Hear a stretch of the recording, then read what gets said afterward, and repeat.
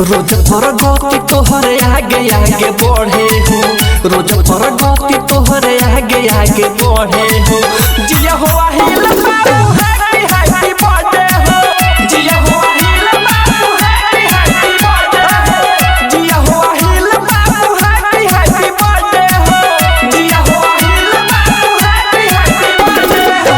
खुश रह दुखवा के बोझ नहीं चढ़े हो, खुश रह दुखवा के बोझ नहीं चढ़े हो। जिया हो हिल बाबू हैप्पी हैप्पी बर्थडे हो, जिया हो हिल बाबू हैप्पी हैप्पी बर्थडे हो, जिया हो हिल बाबू हैप्पी हैप्पी बर्थडे हो, जिया हो हिल बाबू हैप्पी हैप्पी बर्थडे हो।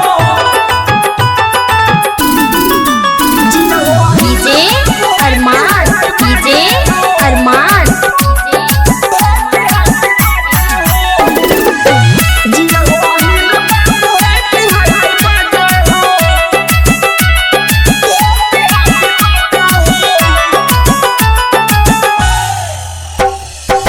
हरदम रूप तोहर फूल जैसा खिले हो, जिंदगी में गम तोहरा कोई से न मिले हो, कोई से न मिले हो।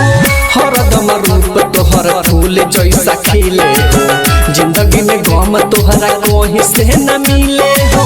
जितना चाहेला खुशी मिली उससे ज्यादा हो, जितना चाहेला खुशी मिली उससे ज्यादा हो।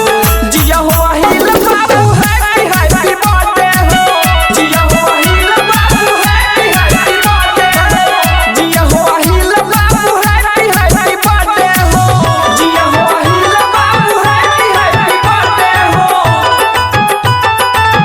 जिया हो हिल डीजे अरमान, डीजे अरमान।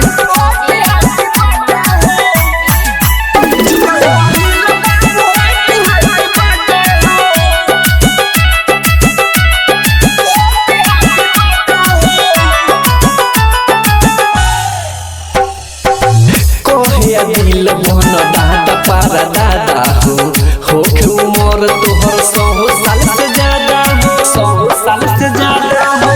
कहे यारी को बहन दादा पारा दादा हो के उम्र तोहर 100 साल से ज्यादा हो। कहे जोहर जिंदगी कटे मजे मजे हो, कहे तोर कौन जिंदगी कटे मजे मजे हो।